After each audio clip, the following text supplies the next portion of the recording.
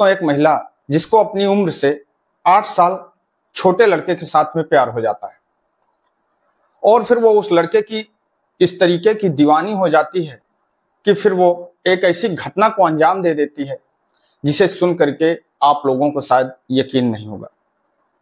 दरअसल दोस्तों, आज की ये जो घटना है, ये घटना आप लोगों की रूह कपा देने वाली है और जब आप लोग इस घटना को विस्तार पूर्वक लास्ट तक सुनेंगे तो आप लोगों को भी यकीन नहीं होगा कि आखिरकार कोई भी महिला इतना शातिर कैसे हो सकती है। तो आदाब, नमस्कार, सत श्री अकाल, मैं सागर पटेल। दोस्तों, मेरे चैनल सागर सफर क्राइम स्टोरी में आप लोगों का स्वागत है। दरअसल दोस्तों, आज की ये जो कहानी है, ये कहानी मुंबई के नाला सुपारा की है। मुंबई के नाला सुपारा में एक व्यक्ति जिसका नाम होता है विजय चौहान, अपनी पत्नी गुड़िया देवी के साथ में रहा करता है। एक दिन सुबह सुबह का समय होता है, गुड़िया देवी अपने जेठ को फोन करती है, अजय चौहान को, और उनसे कहती है कि भैया, हमारे घर की जो नाली थी वो चौक हो गई थी, जिसकी वजह से वहां जो कुछ फर्श थी उसको तोड़ दिया गया था और आप आकर के उस फर्श पर टाइल्स लगा दीजिए।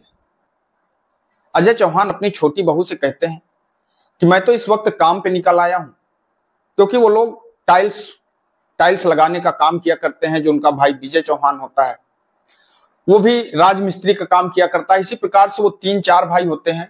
वो लोग रहने वाले उत्तर प्रदेश के जौनपुर जिले के होते हैं, पर मुंबई में रह करके वो सभी लोग अपना अपना काम किया करते हैं। जब वो अपनी बहू से कहता है कि वो तो आज काम पर निकल आया और जब वो शाम को वापस आएगा तो आकर के उसकी टाइल्स सही कर देगा, पर गुड़िया देवी बार बार अपने जेठ से कहने लगती है कि भैया, आप थोड़ा सा तो काम है, पहले आकर के यहां कर देते, उसके बाद में आप कहीं दूसरा काम कर लेते। वो कहता है कि आप इतना परेशान क्यों हो, जैसे ही शाम को मैं वापस आऊंगा तो आकर के उन्हें सही कर दूंगा। काफी देर तक वो वहां पर खड़ा रहता है, काम का इंतजार किया करता है, क्योंकि जो चौक पे खड़ा होता है जहां पर लोग सुबह सुबह मिस्त्री लेबर लेने के लिए आते हैं, उस दिन उसका कोई काम नहीं मिलता। तो वो सोचता है कि चलो हम अपने वहीं पर चलते हैं, जो उसकी बहू ने फोन किया है, वहीं चल करके उनकी ही टाइल्स लगा देते हैं, उनका ही काम सही कर देते हैं। वहां आता है, देखता है कि उस कमरे के अंदर 3 टाइल्स जो हटी हुई थी, उनकी बहू जो होती है वो कहती है कि भैया, आपके भाई जो साइट पर काम चल रहा है 15 दिन से, वो थोड़ा सा नाराज हो गए थे, तब से घर नहीं आ रहे। 15 दिन से वहीं पर रुके हुए हैं। इधर घर की जो नाली है वो चौक हो गई थी, जिसकी वजह से मैंने एक मिस्त्री को बुलाया था और मैंने यहाँ पर गड्ढा करवाया, नाली सही करवा दी। बच्चा था टाइल्स लगाने का काम, तो मैंने सोचा आपको कह देती हूँ तो आप लगा देंगे, और ये लो 1000 रुपए, आप इनसे जो टाइल्स हैं वो ले आइए और इनको लगा दीजिए। अब अजय चौहान जो होता है वो मार्केट जाता है, मार्केट से 2x2 की टाइल्स खरीद करके लाता है। सोचता है काम ज्यादा है नहीं, इसलिए वो अपने हिसाब से उन टाइल्सों को एडजस्ट करने लगता है। 1 से 1.5 घंटे में वो सारा काम फाइनल करता है और फाइनल करने के बाद में वहां से चला जाता है। अब उधर जो अजय चौहान का बड़ा भाई होता है अखिलेश चौहान, अखिलेश चौहान बार बार अपने छोटे भाई विजय चौहान को फोन करता है। जब वो फोन करता है तो उसका नंबर स्विच ऑफ आ रहा होता है, वो परेशान होता है। अब वो अपनी भाभी को फोन करता है तो भाभी का भी नंबर स्विच ऑफ आ रहा होता है, और ज्यादा परेशान होता है। तभी वो आता है उनके घर पर आकर के देखता है तो उस घर पे ताला बंद, वो और भी परेशान। अब आसपास के दूसरे लोगों से पूछता है, तभी सामने उसके घर के सामने उसकी नजर पड़ती है कि एक दुकान है। उस दुकान पर जाता है और दुकान वालों से पूछने लगता है, कहता है कि भाई साहब, क्या आपने हमारे भाई साहब को देखा है? वो कहते हैं कि आपके भाई साहब को तो हमने कई दिनों से नहीं देखा है। हाँ, आपकी भाभी जिनको मैंने सुबह देखा था, वो मेरे पास में आई थी एटीएम का जो पिन होता है उस पिन को चेंज करवाने के लिए, पर उसमें नंबर आपके भाई साहब का लगा था। अब जैसे ये बात वो सुनता है तो थोड़ा सा परेशान होता है कि आखिरकार भाभी यहाँ पर, भैया कई दिन से दिखाई नहीं दिए, भाभी यहाँ आई थी, उन्होंने आखिरकार एटीएम पिन क्यों चेंज करवा रही। अब वो तुरंत जाता है घर पर जाता है तो घर पर ताला लगा। अब वो जाता है अपने भाई अजय चौहान के पास में। अजय चौहान अपने भाई अजय चौहान को पूरी बात बताता है। वो कहता है कि मैंने भाई साहब का मैं कई दिनों से नंबर लगा रहा हूं, पर उनका नंबर है जो स्विच ऑफ आ रहा है। भाभी है, उनका भी नंबर स्विच ऑफ आ रहा है, घर पर ताला लगा हुआ है। वो दोनों भाई परेशान होने लगते हैं। अब वो विचार करते हैं कि हमें वहां पर चलना चाहिए जिस साइड पर उनका कंस्ट्रक्शन का काम चल रहा है। वो वहां पर पहुंचते हैं, वहां पर देखते हैं तो वहां पर भी ये पता लगता है कि जो उनका भाई विजय चौहान है वो तो यहां पर आया ही नहीं।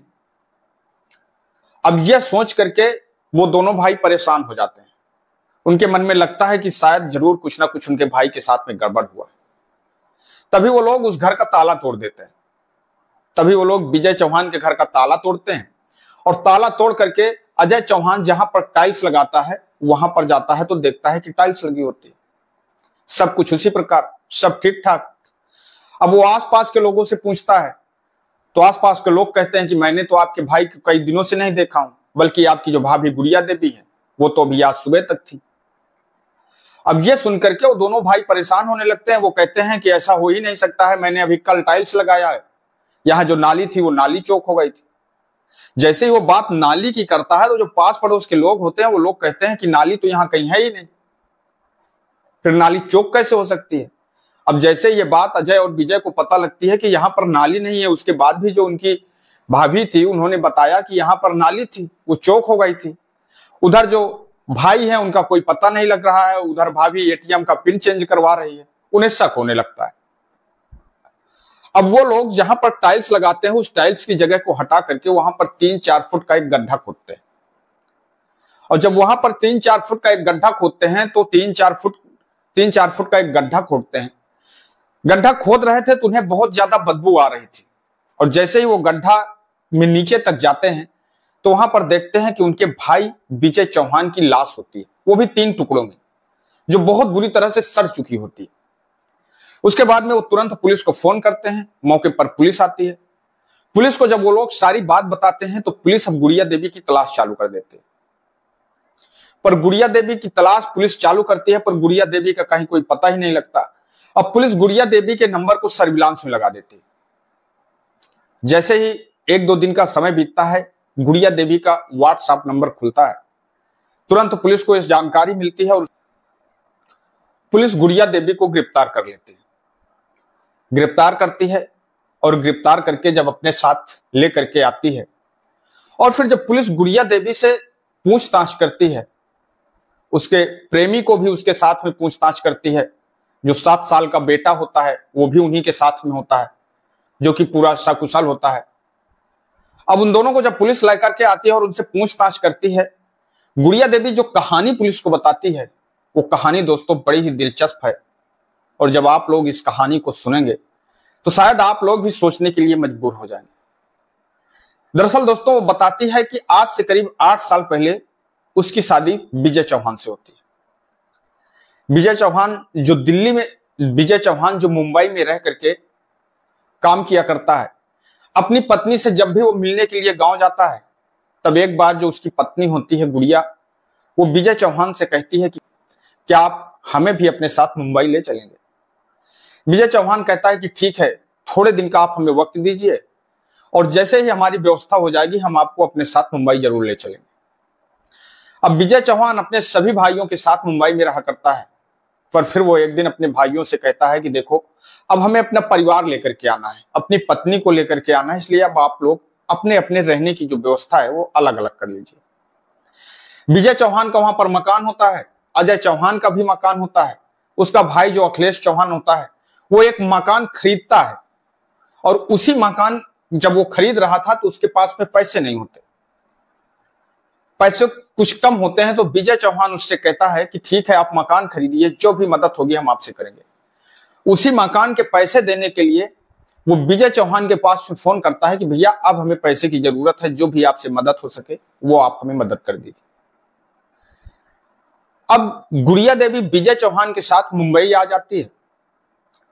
इधर जो विजय चौहान अपने काम पर व्यस्त रहता है, वो सुबह अपने काम पर जाता है, काम की तलाश में जाता है, दिन भर काम करता है, रात को थका हारा अपने घर पर आता है, खाना खाता है, उसे नींद आ जाती है, सो जाता है।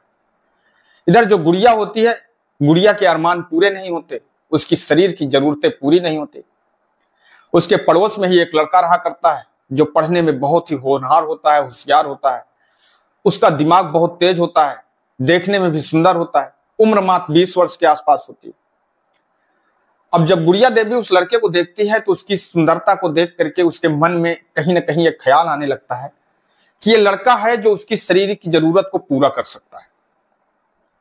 अब वो लड़का भी गुड़िया देवी के घर आ जाया करता है, क्योंकि पास पड़ोस का मामला होता है। एक दिन वो दोनों एक साथ में बैठे हुए होते हैं, तभी वो जो लड़का होता है, उस लड़के की नजर जब गुड़िया देवी के बदन पर पड़ती है, उसके खूबसूरत बदन को देख करके वो लड़का कहता है कि भाभी आप तो बहुत ज्यादा देखने में सुंदर है, ऐसा लगता है कि जैसे आपके साथ में हम शादी कर लें। गुड़िया देवी ये बात सुनती है तो कहती है कि ऐसा कहां हो सकता है, आप कहां 20 वर्ष के नौजवान, कहां हम 28 वर्ष के हैं, आप हमारे साथ में शादी कैसे कर सकते हैं। वो लड़का कहने लगता है कि भाभी हम सच कहते हैं, आप हमें इतना ज्यादा अच्छी लगती हो कि आपसे तो कोई भी शादी करने के लिए तैयार हो जाए। भले ही आप 28 वर्ष की हो, पर आज आपका शरीर जो है वो अभी भी बहुत फिट है। आपको देख करके ऐसा लगता नहीं है कि जैसे आपकी उम्र 28 वर्ष के आसपास। जब इस तरीके से उन दोनों के बीच में बात होती है तो गुड़िया देवी कहती है कि ठीक है, हम शादी तो नहीं कर सकते हैं, अगर आपकी इच्छा है तो हम आपके उस सारे अरमान पूरे कर सकते हैं। जैसे ही बात वो लड़का सुनता है तो वो लड़का भी खुश हो जाता है। अब वो दोनों एक दूसरे से मिलने लगते हैं, एक दूसरे के साथ में शारीरिक संबंध बनाने लगते हैं। ये सिलसिला चलता रहता है, काफी दिनों तक ये सिलसिला चलता रहता है। एक दिन गुड़िया देवी उस लड़के के साथ में जब अपने घर पर उसके साथ संबंध बना रही होती है, आपत्तिजनक हालत में होती है, उसी समय जो उसका पति विजय चौहान होता है, वो विजय चौहान आ जाता है। विजय चौहान जब उन दोनों को आपत्तिजनक हालत में देखता है तो वो नाराज होने लगता है। अब इस बात को लेकर के गुड़िया देवी और विजय चौहान के बीच में अक्सर झगड़े होने लगते हैं। गुड़िया देवी को यह बात अच्छी नहीं लगती, क्योंकि गुड़िया देवी कहीं ना कहीं अब उस लड़के से प्यार करने लगी थी। उसे विजय चौहान से एक भी इंटरेस्ट नहीं था, वो विजय चौहान उसे बिल्कुल अच्छा ही नहीं लगता था। वो रात दिन बस उसी लड़के के ख्याल में ही डूबी रहती थी। एक दिन गुड़िया देवी अपने मन में विचार करती है कि इस तरीके तो हम लोग एक साथ रह नहीं सकते हैं। उधर विजय चौहान के अकाउंट में करीब 2 लाख रुपए होते हैं और वो बीमा भी करा चुका होता है, उसका बीमा भी होता है। गुड़िया देवी सोचती है कि क्यों ना हम विजय चौहान को अपने रास्ते से हटा देते हैं और उसके बाद में जो भी उसका पैसा है वो पैसा भी हमें मिल जाएगा और फिर हम अपने प्रेमी के साथ उस लड़के आराम से रह सकते हैं। अब इस तरीके से गुड़िया देवी प्लानिंग करती है और एक दिन वो विजय चौहान को अपने प्रेमी के साथ में मिल करके उसकी हत्या कर देती है। हत्या करने के बाद में वो उसका जो शव होता है उस शव को गद्दे में लपेट करके वहीं बेड पर रख देते हैं। उसके बाद बाजार से वो एक लेबर लेकर के आती है, लेबर से गड्ढा खुदवाती है और गड्ढा खुदवाने के बाद में वो जो विजय चौहान का शव होता है उस शव को उस गड्ढे में दफन करके उसकी मिट्टी से भराई कर देती है। मिट्टी से भराई करने के बाद में वो अपने जेठ अजय चौहान को फोन करती है और फोन करके उनसे कहती है कि वहां पर उसे टाइल्स लगवाना है और फिर वो वहां पर टाइल्स लगवा देती है। जैसे ही पुलिस गुड़िया चौहान के मुंह से इस बात को सुनते हैं तो पुलिस वालों को भी यकीन नहीं होता है। जब यह कहानी सोशल मीडिया के माध्यम से, पेपर अखबार के माध्यम से लोगों को पता चलती है तो लोगों को भी यकीन नहीं होता है। पुलिस अभी इस केस की छानबीन कर रही होती है। गुड़िया देवी को और उसका जो प्रेमी होता है उन दोनों को पुलिस उन दोनों को कोर्ट में पेश करती है और कोर्ट उन दोनों को 7 दिन के लिए पुलिस को रिमांड में दे देता है। दोस्तों, इस घटनाक्रम को सुनाने का उद्देश्य किसी को ठेस पहुंचाना नहीं है, किसी को दुख पहुंचाना नहीं है, बल्कि आप लोगों को सजग करना है, सतर्क करना है। मैं आपका दोस्त सागर पटेल इन्हीं शब्दों के साथ में आपसे विदा लेते हैं। कल फिर मिलेंगे किसी एक नई कहानी के साथ में, किसी एक नई सच्ची घटना के साथ में। तब तक के लिए नमस्कार, जय हिंद, जय भारत।